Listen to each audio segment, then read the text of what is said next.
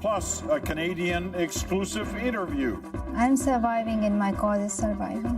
The CBC's Anna Maria Tremonti sits down with MalalaYousafzai, the Pakistani schoolgirl who might just win the Nobel Peace Prize. My goal is peace, my goal is education for every child.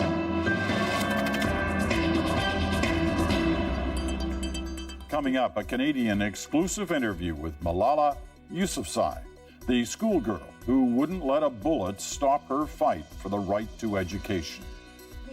They wanted to silence one Malala, but instead now thousands and hundreds and millions of Malalas are speaking, and they're fighting for their rights.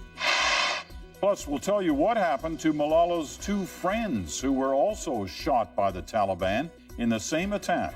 Their stories next on The National.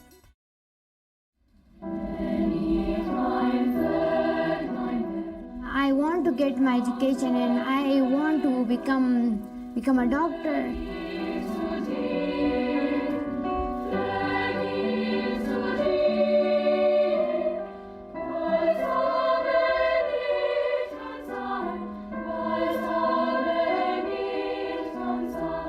I think one thing we've all come to understand about Malala is that she's brave and she's bold and she is courageous, and she's a young woman with her own ideas and her own points of view. MalalaYousafzai was shot and seriously injured on her way home from school in the Swat Valley in the northwest of the country. She has come back from literally the dead. The fact that she's from that part of the world, she stood up, she's speaking for education, has inspired us all.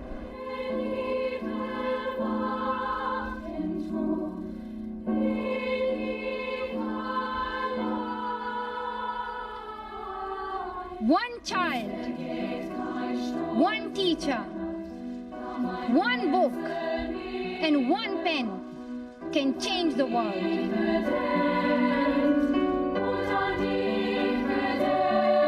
Who could ever imagine that out of that horrific assault there would emerge this tremendously influential international personality in the presence of a 16-year-old young woman now? What a remarkable human being with enormous influence everywhere. MalalaYousafzai is probably the most famous student in the world. The Pakistani schoolgirl dreamed of becoming a doctor. Instead, she became a target. She defied the Taliban by insisting on education for girls. A year ago today, the Taliban went after her. Malala was shot point blank while on a school bus. Her slow, steady recovery was watched by the world.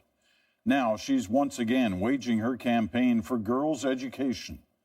She's also just released her memoir, and she gave her only Canadian interview to Anna Maria Tremonti from CBC Radio's The Current. The story of MalalaYousafzai begins here in Pakistan's northern region, the Swat Valley. By 2009, the Taliban is effective in dominating Swat, imposing rigid Sharia law on its people and bombing schools where girls attend. And in the chaos, one Pakistani man and his daughter step forward, demanding that girls have a right to an education. As in this New York Times video, media outlets wrestle with how to tell the story of events in Swat. They find in this young schoolgirl, MalalaYousafzai, an irresistible and compelling voice. They cannot stop me. I will get my education, if it is in home, school, or any place. The world's attention is drawn to her, the surprising poise, the intense gaze. Swat Valley! In the months to come, her activism grows, and so too the risks. That fierce character will help Malala face the dangers ahead. Her memoir, I Am Malala, is released today. Hello, Malala. I'm Anna Maria. Pleasure. We spoke yesterday in New York.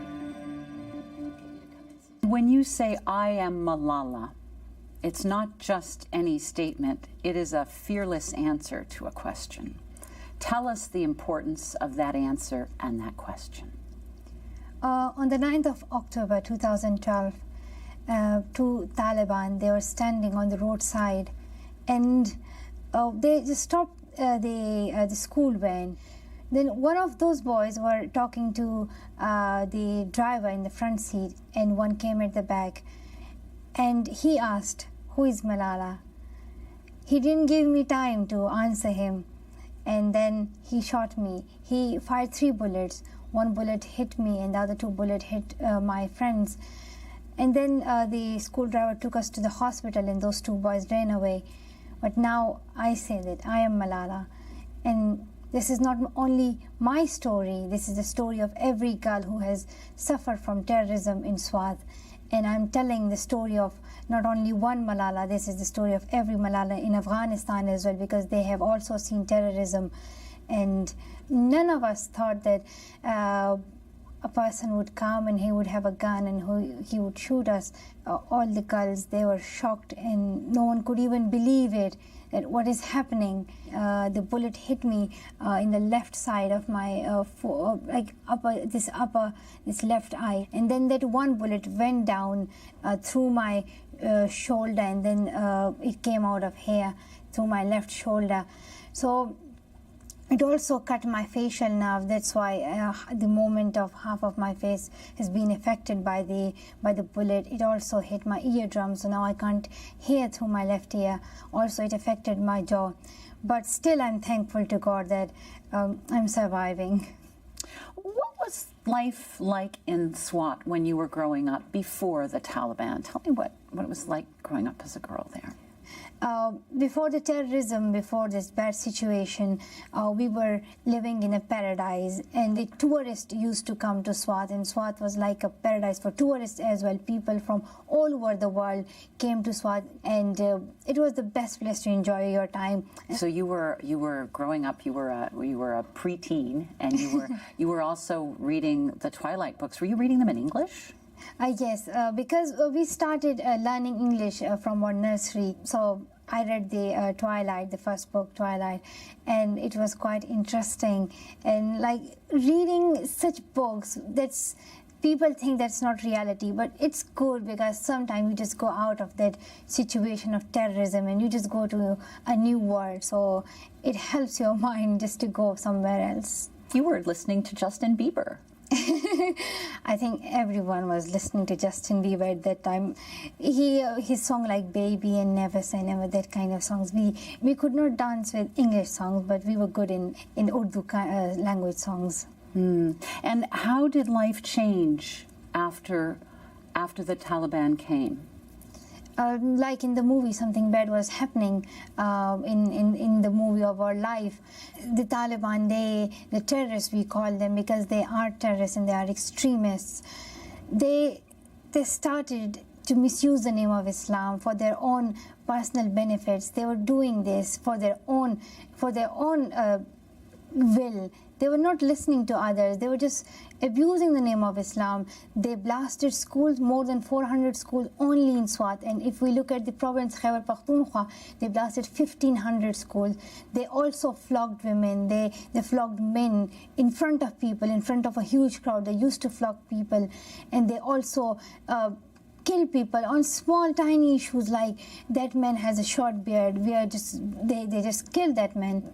The worst thing was that they were against the education of girls, and in the month of January 2009 they said that no girl is allowed to go to school. And at that time I said, why shall we be silent? Why don't we speak up for our rights? Why don't we tell the world what is happening in Swat? And I did not want Swat to be a next Afghanistan, because this is what was happening in Afghanistan at that time as well, and it's still happening in Afghanistan. But in Swat we said, let us speak up for our rights. It's incredible to me that you and your classmates would still get up in the morning and hide your books and go to school. What kind of courage does it take to do that when so many other people wouldn't stand up to the Taliban and would stay home? The first thing is that it shows the courage of women, and it shows the courage of girls. We loved education, we loved our books. Before the terrorism, I used to carry a heavy bag to school and I used to learn every day, but I did not know how important education is until we were stopped, because I realized that the terrorists are against education, and especially girls' education, because they are afraid of it. Why are they stopping it? Because simply they are afraid of educated women. They are afraid of the power of knowledge. So at that time, we women said that we are not afraid of them. Even they are afraid of us. That's why they are killing us. That's why they are blowing up our schools. This shows a sign. They shot me. They are shooting other girls. They're killing people. It shows a great symbol of the cowardice. Like, it shows us that those terrorists who are killing people do not have the courage. They're not brave at all. They are afraid of the power of women, and it shows that women are courageous. Do you think that if your father was not so outspoken, you would have been so outspoken? Yes, I totally agree, because my father was an example for me, and he's a great father because he says that I did not give you something extra. I did one thing, and he says that I did not cut your wings. I let you fly. You know that we were all mesmerized by you speaking at the UN. I was wondering what was going through your mind as you got up to speak to all of those people and to the people beyond that room. When I stood there, I could see more than millions, more than 4 and 5 and 6 millions of people. I could see the people of Pakistan who are suffering from terrorism. I could see the children of India who are suffering from child labor. I could see the people of Afghanistan who are suffering from the violence of terrorism. I could see the people of Syria and Nigeria. And that is why I said, Malala, speak up for their rights and for your rights. And speak up that education is the only solution for it. I have something I want to show you. You have 2 girlfriends who were with you that day. Oh, yes. They were injured, and we went to see them, and they sent a message to you. Shall I hold it? Yes, you may. हाय मलाला, कैसे आप जो अपनी सिलसिला जारी रखते हो, हम सब आपके साथ हैं और शाजिया भी और मैं भी, हम दोनों आपके साथ हैं। हम सब पाकिस्तान की लड़कियां आपके साथ हैं। आप ये ना समझिए कि मैं अकेली हूँ। हम सब पाकिस्तान की लड़कियां आपके साथ हैं और आप जो सिलसिला जारी रखना चाहती हैं, इंशाल्लाह हम भी आपके लिए दुआ करेंगे कि वो आप इसी तरह से जारी रखें। Thank you, Malala. Thank you, Malala. Oh, thank you. Oh, well, I'm glad you got to see them. I didn't know. You know that you are nominated for a Nobel Prize. It's coming Friday. What's it like to be nominated, the youngest nominee ever? It feels like it's an honor, and the thing that I can feel in Nobel Peace Prize is not like getting Nobel Peace Prize, but I can see like people have said to give Malala the Nobel Peace Prize. So when I look at the support of people, that is really important for me. It is really a great honor for me that people said give it to Malala. You know, the Taliban shot you because they wanted to silence you. Instead, they gave you a bigger voice. Yes, because they only thought that they would just silence me. But they wanted to silence one Malala, but instead now thousands and hundreds and millions of Malalas are speaking, and they're fighting for their rights. Thank you for sharing your voice, Malala. Thank you so much. Well, as you heard, Malala has been nominated for the Nobel Peace Prize. Should she win on Friday, she'd be the youngest Nobel laureate in history. And the award would be a lasting testament of her influence and the importance of her cause on the world stage. I speak not for myself, but for those without voice can be heard. The fact that the foreigners are so interested in this one issue of women's rights actually makes it seem to some people in both countries, Afghanistan and Pakistan, like a foreigner's issue. And so now for Malala, the challenge will be whether her organization is able to do anything on the ground that has a more local feel to it, that doesn't feel like something that's imposed from the outside. I guess the challenge is that now that she has such fame and so much attention from everyone who is allegedly important, it'll be interesting how she uses it and mobilizes it watching her, you know, there's a comfort and a kind of integrity and a genuineness which just envelops you. I have the feeling that Malala is going to emerge down the road as one of the historic personalities of our time.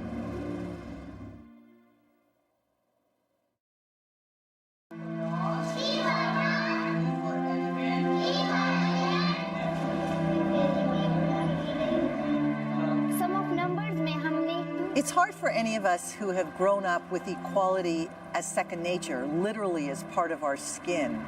It's hard for any of us to even approximate what the challenges are that she could be facing. But I can only believe that there simply isn't a challenge thrown at her that Malala won't find a way to overcome.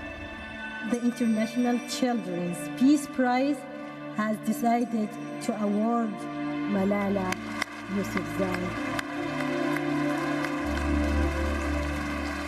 I think one of the hard challenges for young women in her position is that sometimes the symbolism of what she has lived through can actually overshadow her and her individuality. You know, this is a young girl who wanted more than anything else to be able to go to school. And so I certainly hope that moving forward that she really feels that she's able to realize that dream, to finish her education. Well, as you heard just a few moments ago, Malala wasn't the only young woman who lived through that Taliban attack last year. 2 other girls were shot on the bus in Pakistan, and while their injuries weren't as serious as Malala's and their names not as well known, the stories of Shazia Ramzan and Kainat Riaz are just as compelling. Our Nala Ayed met up with them recently in the United Kingdom. Surely, only in a fairy tale could school look anything like this. Or perhaps only here in the remote British countryside, where the medieval and the modern mix with ease. For most, it's still out of reach. But for 2 girls from Swat Valley, Pakistan, it's a dream come true by way of a nightmare. Sometimes I realize his dream is not real. Like, I'm coming, you can continue my study. I was a common girl from Swat Valley. I've come so far. My parents could not afford it, so it's a big day for me. The same nightmare that disrupted Malala's life a year ago also upended theirs. Shazia and Kainat rode the same school bus, shot by the same Taliban's gun. Bullets pierced through Shazia's hand and shoulder. Kainat was hit in the neck. In that moment, they too forever ceased to be ordinary schoolgirls. No nightmares? No, I have nightmares. You have nightmares? Yeah. Still today? Yeah. It is a day they would rather forget. In fact, they were reluctant to talk to us about it. Here, in such a setting, at a school unlike anything available to girls in Pakistan, it is about study, and eventually, it's actually about going home. But first, scholarships will see them through grade 12 and into a world of potential that before was only theoretical. I miss my food. 15-year-old Shazia has been here for 3 months. Kainat, older at 17, only arrived in September. It's her first interview since, and yet, listen closely, and the change is evident. In Swat, we didn't have much freedom. I can do whatever I want here. Impossible not to compare with the life they once lived in Swat Valley not long ago. In an unstable part of the world, often inhospitable to girls, or just inhospitable. Like in Pakistan, I am sleeping in the middle of night, is blasting. So everyone, my brother and me, and like all is scary because in the middle of the night is bomb blast. What they had to contend with at times just to get an education. Like when the Taliban were in charge and decreed in early 2009 that girls could no longer study. After the shooting, both girls graduated to uncertainty. Both returned to school, but not without armed guards. both their families seen as targets and forced to move. People were very scared, especially after the Malala incident. They blew up a bomb behind my house, and after that, the fear grew a lot. An idyllic world away, such concerns are hard to imagine, never mind comprehend. Yet even in the UK, even in Canada, there are girls regularly denied an education. In their books, inexcusable anywhere. Education is really important wherever you are. It doesn't matter what country you live in. Hello, my name is Shazia. I'm from Pakistan. Away from Malala's limelight, her Sikh mates are starting to bask in their own, transformed from adolescents to advocates. They could never have imagined that when life took a terrible turn, they'd be so profoundly changed. They say before they dreamt only as individual girls. After, they dreamed for a whole nation of them. Kainat describes their suffering as sacrifice. Since the incident happened to us, there have been a lot of changes in Pakistan, particularly in Swat. Girls' education has become common, while there was none before. They too are determined to realize their shared, long-time dream of becoming doctors. After that, they say, despite everything, they want to go home. They insist. They are not afraid. I will ask, complete my study so I will go back and help these people and help these girls. By way of a nightmare, they've been given to belief that dreams can occasionally become real. Not quite a fairy tale yet, but in their lives, it's early going. MalalaYousafzai, CBC News, London. Well, unfortunately for many people back in the girls' home country, few young people dare to dream of a better life because they don't go to school at all. The United Nations Children's Fund says more than 9 million children in Pakistan are not enrolled in any school, primary or secondary. About 2/3 of them are girls.